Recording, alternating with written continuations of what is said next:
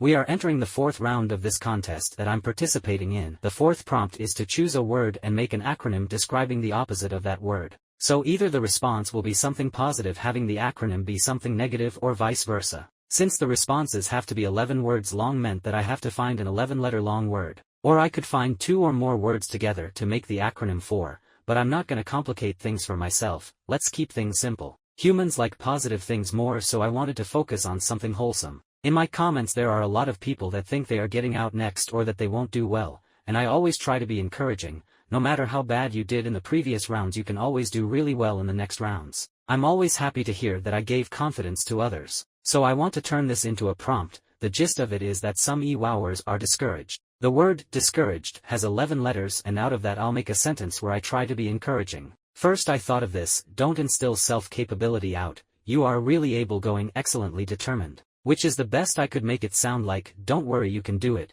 don't let low self-esteem get in the way, be confident. It kinda has a nice ring to it, but it sounded a bit bland and generic. I didn't want to sound like a boring AI or like other responses. I need to stand out, so I wanted to find a way to mention EWOW in it. I came up with don't instill self-capability out, you are really agile, gaining EWOW dominance, and even threw a smiley face at the end. This is what I submitted. Hopefully people will like it because I'm being encouraging to discouraged EWOWers. One of my alphabetical neighbors came in to say hi. They are actually a geologist student, which is super cool, so it actually fits the name since geology has to do with studying Earth and its structure and composition, and the name is Earth Plume. I wish you good luck, neighbor. Every episode someone from the rarest club appears. This time Dauncey with 6 lives out of only 18 people that have this many lives. You're doing insanely well, basically a perfect game to have gained a life every single round. And an interesting question has been posed: will there eventually be a cap on the amount of lives you can have? Should that even be implemented? Imagine if you eliminate contestants, would it be possible to be left with only people that have a ton of lives and then get rounds where no one is eliminated? Or if you have more lives, then you have even more chances to gain lives, and from those more chances you get even more chances, and so on. Therefore leading to an exponential loop where once someone does well, you can't stop them anymore. Like if someone ended up with 20 lives, then it won't matter what they do because they are basically immune for the rest of the season. All of these are hypothetical scenarios, we'll see what will actually happen. I gave a shout out to this channel and they thanked me. Let's read the comment. Thanks for mentioning me. I'll sure to mention you because you mentioned me because I mentioned you because you mentioned me. I'll probably mention you in the retention section. More retention, we don't have to, plus retention would be perfection. That was a mouthful. At the end it turned into more of a rhyme. Now it's my turn again. Thanks for mentioning my mention. Also I like how you turned into a combination of your booksona and my booksona. A fusion has happened. It has your colors and my fluffiness and tail. It's very cute the way you drew it. Q, such wise words. Since almost half of everyone has been eliminated, it seems quite fitting to associate it with the Thanos snap that killed half of all life. The EWOW Avengers has been made where I'm part of the ones that survived. I'm shocked you can use this much, like 3 minutes worth of the movie, without any copyright issues. Also, graphs of a lot of EWOW documenters. Quite a lot of people. I'm somehow one of the best performing and the only one with 5 lives. I find languages fascinating, so it was rather intriguing hearing the thought process behind trying to pronounce my name when the native language isn't English. Due to the native language, for them my name reminds of the word hazard or hazmat. It's not the first time I've been asked, why is my booksona this? And the answer is, because why not? My main OC is this silly purple creature with a really big and fluffy tail, and I turned it into a booksona. And I use text-to-speech for multiple reasons. First of all, I'm not that good at speaking and I don't want that to distract from the actual topics and content I talk about. Instead of me wording things poorly and the audience asking, what did they even mean to say there, I want the audience to focus on what I am saying and respond to that, which in this case I'm talking about various things related to EWOW, and in other videos I talk about other things. And second of all, it's just more convenient. After I put in the text it takes only 10 seconds for the audio file to generate, and that file has perfect speech, there's no need to edit it. If I were to do it then I would need to edit it. Sometimes I fumble and I would do retakes, sometimes background noise interrupts me, I can't record at all times depending on the situation or where I am, and I'm rather shy, so even if I am alone in a room I still find it hard to talk out loud, especially when the topics are about living booksonas and furries and these kinds of things. And also if I forget to say a line and I add it later, it will sound out of place because for some reason my voice changes depending on the time of the day and the mood that I am in. But the downside of using text-to-speech is that it always sounds neutral and has no emotion. You can't put emphasis on certain words or say things sarcastically or whisper or scream, and you can't sound happy or sad or angry. It also can't make weird sounds or say new words that don't exist,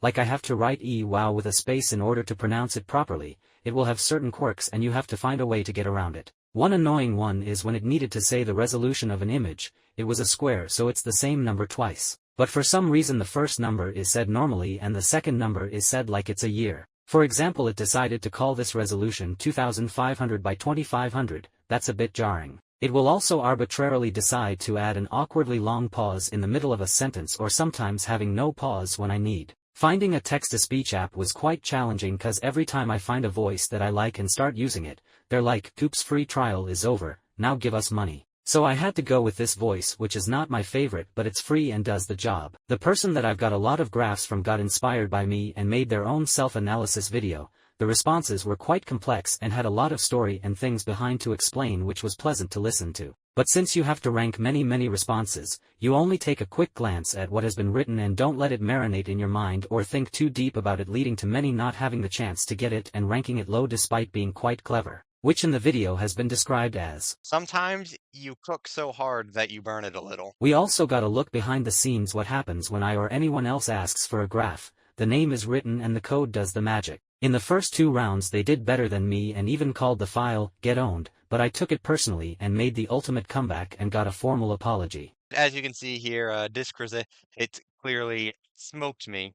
So I would like to formally apologize for when I posted the original graph that you featured in your video, and I said, quote, "get pwned," because clearly you took that personally. I apologize. Now listen to this. You could theoretically graph every single contestant. Are you thinking, what am I also thinking? How would that look like? So of course I asked for it. I got this in return. This code is so advanced it started writing on paper. So incredible. But they are not the only one. Also, this person got inspired from me. I like the silly booksona with 4 arms and 3 legs. And how you animated it, making it feel alive. My wiki page, which I talked about a lot in the last episode, has been updated. Now it says that I have 5 lives, that I am a TWOW Central member. This bit has been added to the trivia section. Disc will probably change their booksona every episode because of how much official art and fan art they have of their booksona. Latest confessional and response has been added, and now the table has all the data, making it easier to compare votes, average score and standard deviation across rounds. EWOW 2 Electric Boogaloo. When I mentioned this part of the wiki page, Mr. Twister commented again, "Thanks for updating the page." I also found out why there are 2 wiki sites for EWOW. One of them had issues and had to migrate to the other one. Some people wanted their own wiki pages, but I'm not the one in control of this. I don't make wiki pages. If you really want, you can ask the ones that make wiki pages to make one for you, and only if they want they will make it. They have no obligation to make one for you. In the first season of this series, towards the end, whatever someone got eliminated, an elimination card was made for them showing the best words, the last words and the overall placement. Some mad lad did that for the 6,000 people that got eliminated in the 3rd round of this. We now know that out of everyone, Jeff came in the very last place out of the entire contest, asking, "What's 9 plus 10? Meanwhile, someone silly was only 1 spot away from not getting eliminated. That's much more painful. This entire video is almost 1 hour long. Let's have a moment of silence for the sheer amount of people eliminated. Some simulations have been performed. These are right now the most likely to win this season. I am guaranteed to make it into top 5,000. It makes sense because even if from now on I lose a life every single round, by the time I lose all of them, so many rounds would have passed that less than 5,000 players would be left. I have the probability of a coin flip to make it into top 500. I like these chances, they are so optimistic, and 1% chance to get to top 50, hopefully I'll get there. I somehow had the 6th highest increase in predictions from the 2nd round to 3rd. I found it unusual how someone with 25% chance for top 500 has a higher chance for the first place than someone with a 75% chance for top 500. The scores of all the people that have more than 1% chance of winning, all of them have done consistently super well, and a zoomed in version so you can see better. I have updated the booksona to the most kawaii version I have. This one, it's kinda the last thing you'll see before being mauled into a million pieces. My confessional is this. The updated booksona shows how serious I am. I won't spare anyone. I am going rogue and evil. Gur, you don't want to mess with me. By the way, it has rabies too. But a bug has interfered and a lot of booksonas didn't properly update, turning them into the default ones, including mine. Well, at least I get to know what I would have looked like if I was default. It is absolutely insane and crazy and unacceptable that people go this far just for some silly little contest. If you are this impatient about waiting for the next episode, try to find a hobby or something interesting to do in your free time to distract you for it. Like I am quite busy, now I'm having final exams, and I also work on these videos, which is a fair bit of work, and when I still have a tad bit of free time left, I draw.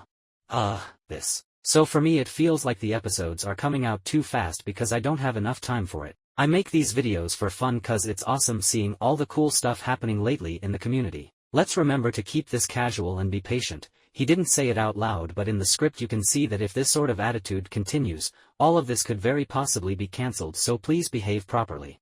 These are the top 10 most common acronyms. There's just something so funny about the fact that abandonment is number 1. My mind immediately goes to the "Dad went to the store for milk and abandoned you" type of stuff. But it's probably just because many Googled for an 11-letter long and went with the very first result without putting much thought into it. Plenty of people did not fully follow the instructions and wrote the acronym at the beginning even if they were told not to, leading to the acronym being said twice. I'm shocked that there's still a massive amount that didn't respond, and it's somehow the highest participation rate yet despite it feeling low. It feels like more responses are under 11 words than usual. Yeah, it's rather challenging to make such long acronym, but you have to at least try. You know you won't get a good score with only 6 words. And some of the acronym make up non-existent words. There might be a possibility that those are AIs because I can't imagine a human being messing up this bad. This response was left blank yet it still showed up. 2 crying faces. Bye. I don't know what happened there, but the acronym got ruined. Some very unusual words were chosen.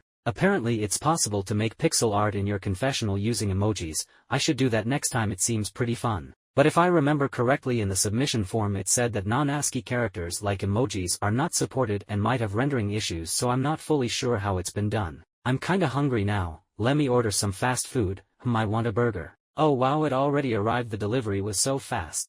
I can't wait to eat this. That's not a burger. What do you have there?